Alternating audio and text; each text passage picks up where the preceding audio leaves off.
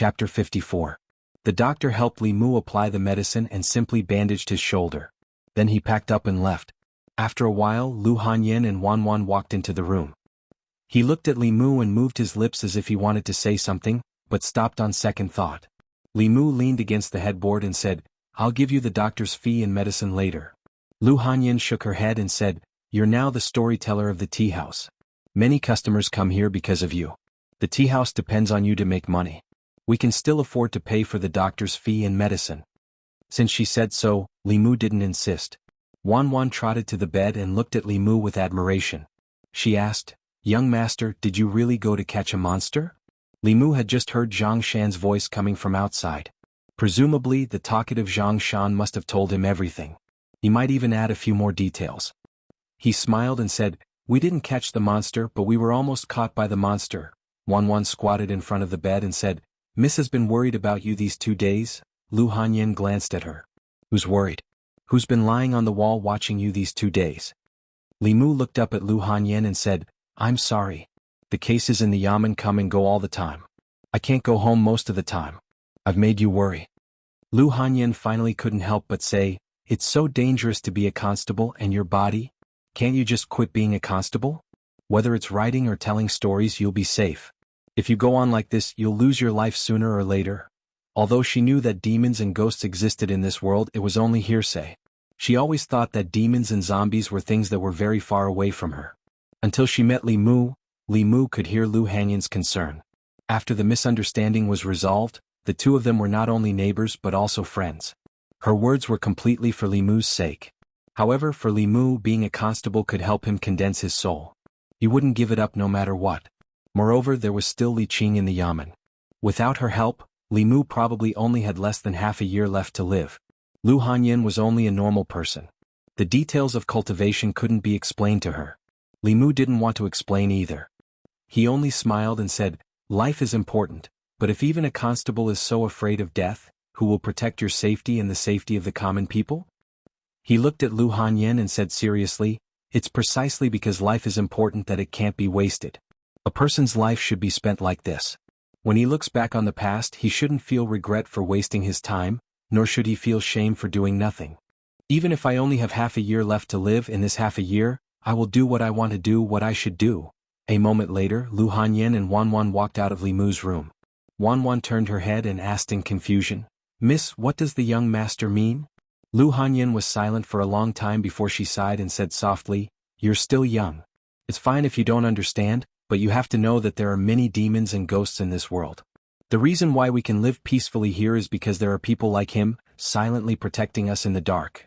Wanwan nodded as if she understood and said, "I understand.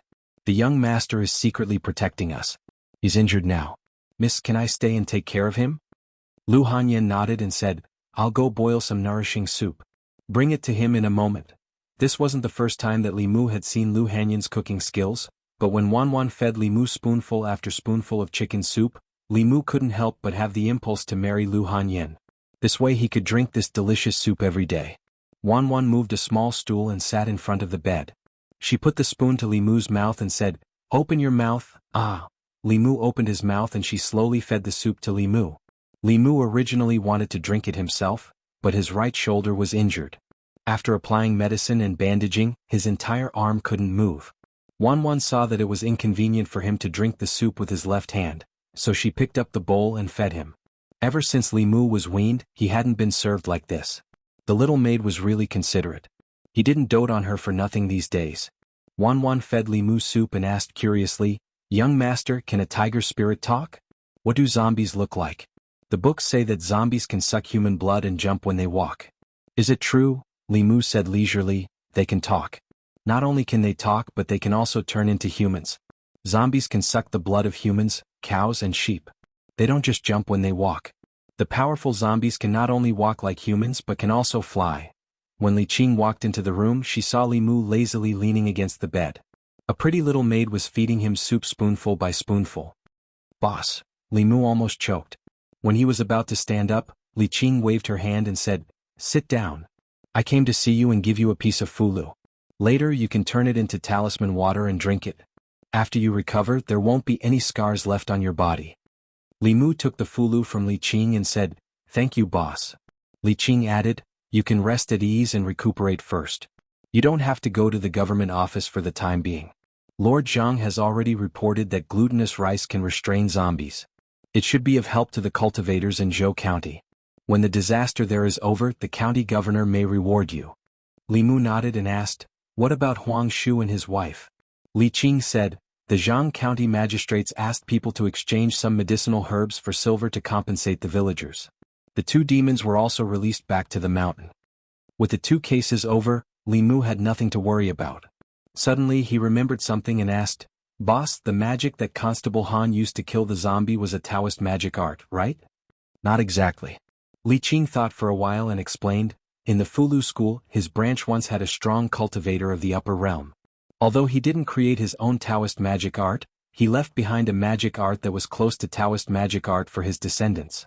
When using this magic art, one could summon his doppelganger and control this doppelganger to use a magic art.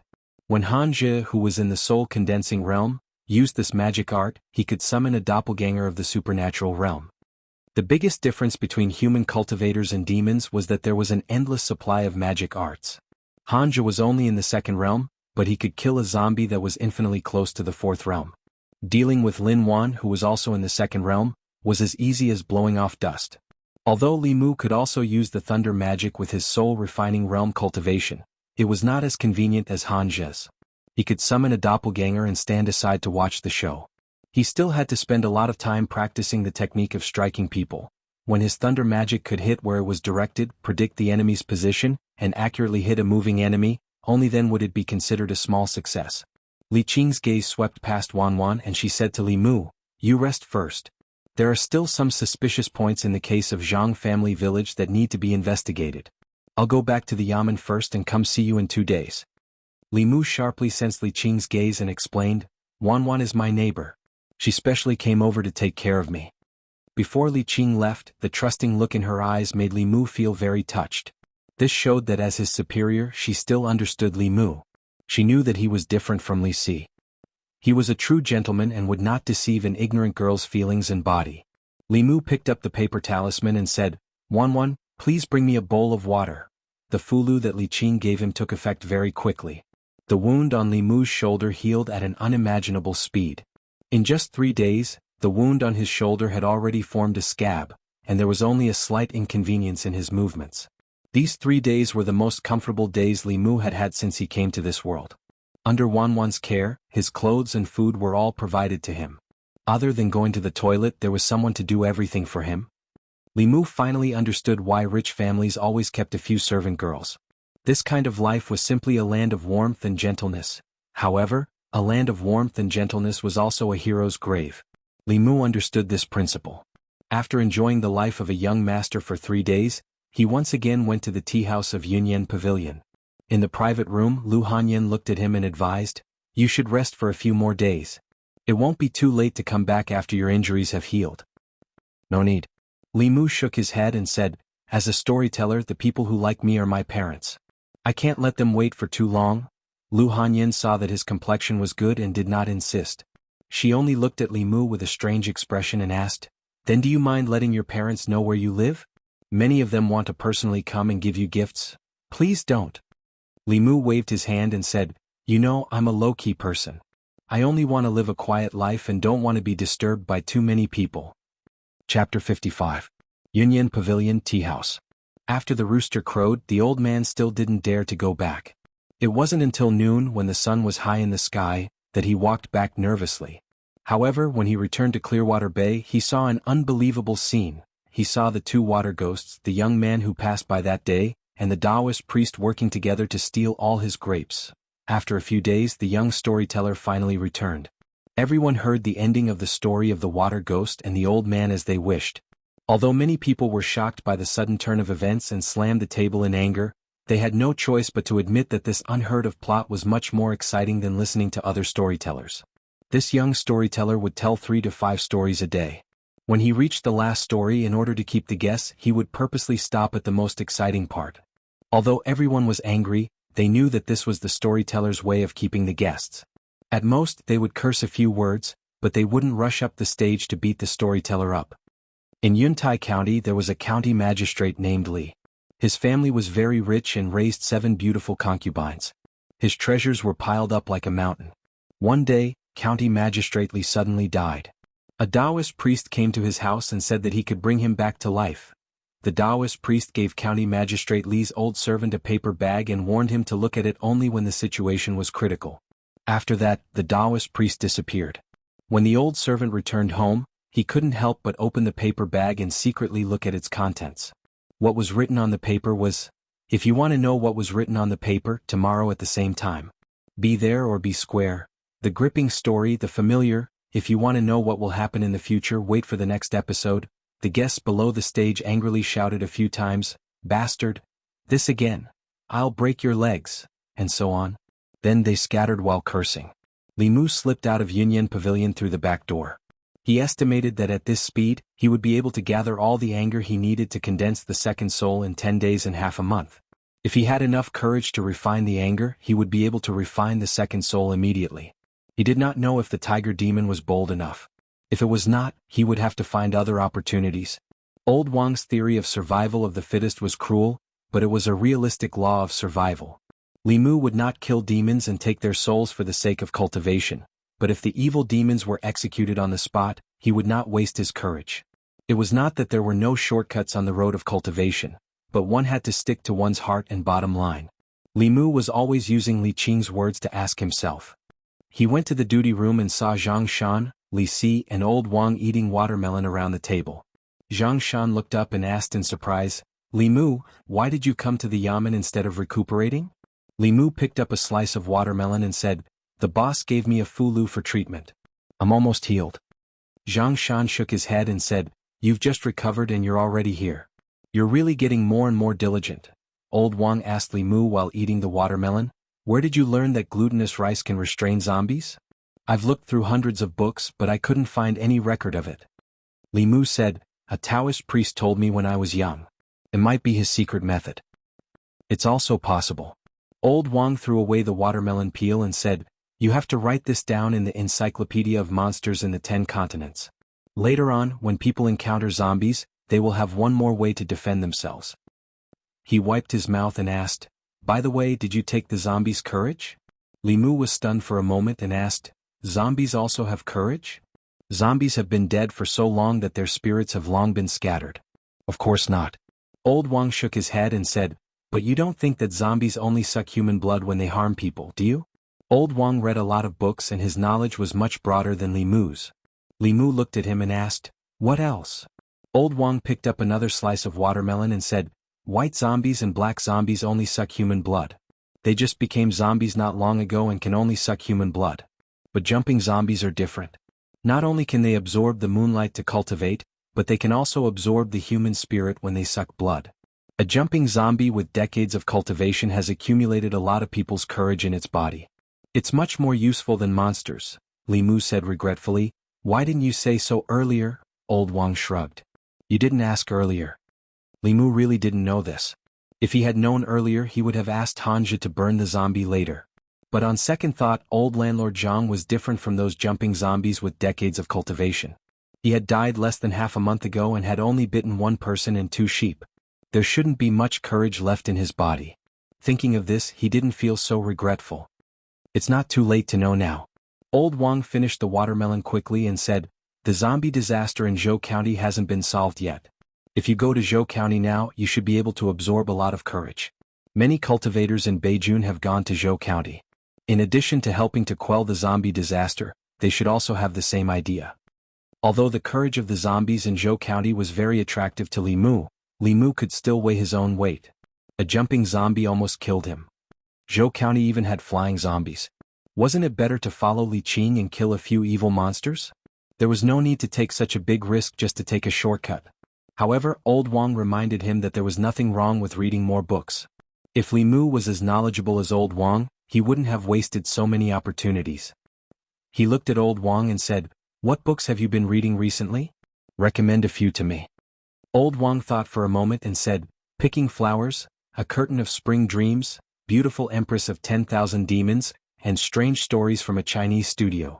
It was just published yesterday. It really opened my eyes." There are people and ghosts, people and demons, people and ghosts and demons, there are female ghosts, snake demons and even dragons. I have to admit that the person who wrote this book is really a genius. When Zhang Shan heard this, he immediately became spirited and said, Old Wang, when you finish reading these books, lend them to me. Picking Flowers, Spring Dreams, Beautiful Empress didn't sound like a serious book. How could it be compared with Strange Stories from a Chinese Studio? One was a pure erotic novel, while the other had depth and connotation. It either exposed the darkness of feudal rule, or resisted the shackles of feudal etiquette. Through the love between demons and humans, the author expressed the author's pursuit of ideal love. A serious person would see a breakthrough in feudal etiquette, but an old man like Old Wang would see a life and death friend, a hero and a son-in-law. People who walked different paths couldn't make plans together. Li Mu waved his hand and said, Lend me the records of demons in the 10 continents for 2 days. I'll return it to you after I finish reading it. On the day the first volume of Strange Stories from a Chinese Studio was published, Lu Hanyan told Li Mu that this book used to be a forbidden book in ancient times. But here Li Mu wasn't worried. Firstly, the feudal etiquette here didn't bind people so deeply. Secondly, Li Mu didn't use any of the chapters that might involve political sensitivities. The more explicit descriptions in the original work were also deleted by Li Mu. The Strange Stories from a Chinese Studio that he gave to the bookstore, other than some mysterious stories, the main theme was love. For example, Xiao Qian, Ying Ning, and Lianqing were full of innocent hearts, the true meaning of love and the praise of true love. Every time Wan Wan listened to Li Mu's narration, her eyes would be filled with tears. Wan Wan was Li Mu's first reader. Lu Hanyan wouldn't let him go if he wanted to do something inappropriate in the book and lead the innocent girl astray. Li Mu was still on sick leave. He just came to the county office to see if there was a chance to collect emotions. Since there wasn't, he didn't plan to talk to Old Wang and the others about their life and death friendship. Before leaving, Li Mu said to Old Wang, Next time if something like this happens again, remember to tell me in advance. Even Li Qing didn't know about the matter of extracting the zombie's courage. Old Wang had lived long enough and was very knowledgeable. He could totally act as his cultivation consultant. Li Mu had to remind him so that he wouldn't always give advice after the fact. After leaving the county office, Li Mu went straight home. He had been recuperating at home for the past few days. Although he had found out about the person Su He asked him to find out, he didn't have the chance to tell her. After returning home, Li Mu first cooked noodles for him and Wan Wan. After lunch, he personally cooked a few dishes and put them in a lunchbox. When he went out and passed by Yunyan Pavilion, he picked up a few novels and left the city in the direction of Clearwater Bay. Chapter 56. At the Bay of Clearwater, in a small house by the water covered by illusion. Su He glanced at Li Mu and said slowly, You said you would come to see me when you have time. You haven't come for so long. I thought you had forgotten me, Li Mu said with some embarrassment. A few days ago there was a murder case in the county government. I was slightly injured when I was investigating the case. I just barely recovered now. Su He's eyes were no longer bitter. She asked doubtfully, Although your cultivation is not high, you know Taoist magic arts. The Buddha's light is also specialized in restraining demons and ghosts. What could hurt you? It was a jumping zombie.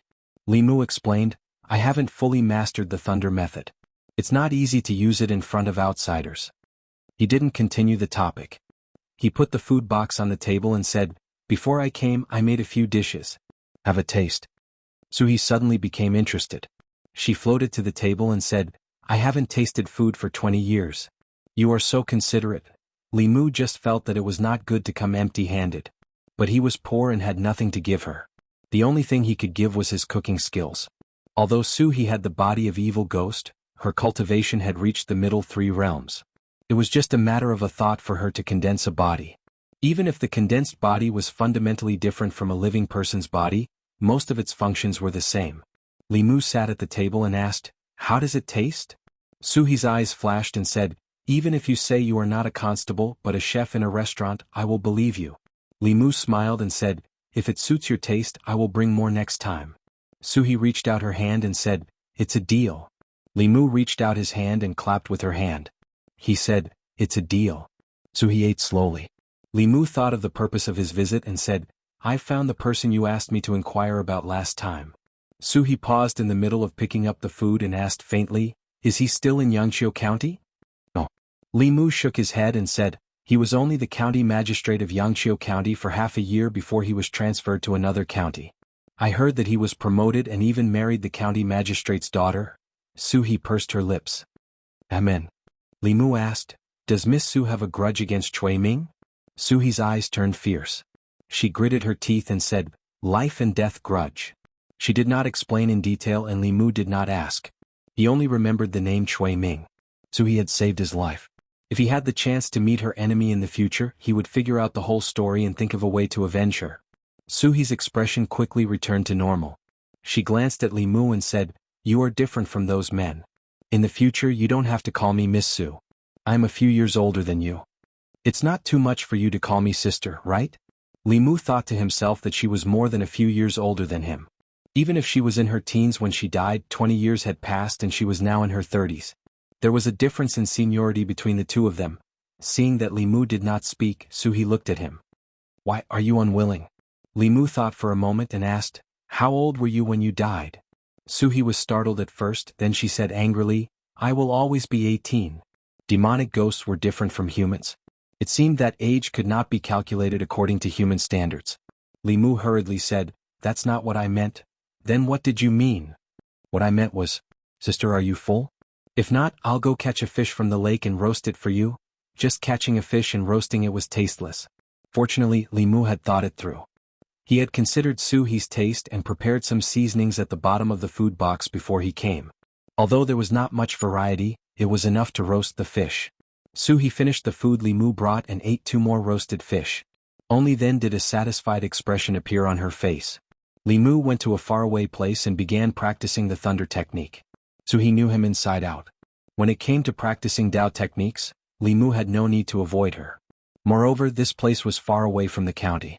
Practicing here would not attract the attention of others. Li Mu could practice without worry. Boom. A bolt of lightning fell from the sky, but it did not hit the ground. Instead it flew towards Su-hee. Li Mu was shocked. When he saw Su-hee wave her sleeves, he realized that she had taken the initiative to attract the lightning. When the lightning entered Su-hee's body, her body only trembled. Then she looked at Li Mu and said, this is indeed not an ordinary lightning. The Dao technique you used is also not an ordinary Dao technique. The scripture you used to save Lin Wan was also a little different. 3 years ago there was a monk who wanted to save me. Their Buddha's light was not as powerful as yours. Li Mu sighed in his heart. His strongest attack could not hurt Su-hee at all. The difference in strength between the middle realm and the lower realm was too great. This thunder technique is not ordinary. Wait until you reach the soul condensation realm before you use it. Even I would not dare to take it head-on. Su-hee flew over and said, wait until you are proficient in this thunder technique. Below the middle realm there will be few who can match you. Try to continue attacking me. With Su-hee as his sparring partner, occasionally giving Li Mu some pointers, he became more and more proficient in the use of the confrontation formula. In the beginning he missed every time, but in the end he could already predict and interrupt her attack route. Although he still could not accurately hit her, as long as Li Mu practiced diligently, it was only a matter of time. A moment later, Li Mu's Fa Li was exhausted and he sat on the grass to rest. Su-hee lazily laid down beside him and began to flip through the novels that Li Mu brought her. The first few books, after flipping through a few pages, she threw them aside. Those scholars, after 20 years, their routines had not changed at all. Mediocre youngsters who had a fortuitous encounter, slaying demons and eliminating evil for the people. Finally they became famous all over the world, surrounded by beauties and walked to the peak of life. She was already tired of reading these stories 20 years ago. Only this book called Strange Stories from a Strange Story. Every story was short, but it was thought-provoking. In the story, whether it was humans, demons, or ghosts, they were all made of flesh and blood. Unknowingly she was fascinated by it. In those novels on the market, demons and ghosts were almost all evil. They sucked people's blood essence, stole people's souls, and brought disaster to the world. The protagonists in the stories often took it as their duty to slay demons and devils. But in this Strange Stories from a Strange Story, demons and ghosts were no longer evil. They also had human emotions. They were affectionate and righteous, true to their nature. The author of a book would often express their thoughts and views in the book. From this, it could be seen that this person called Pu Songling had a fair heart towards demons and ghosts.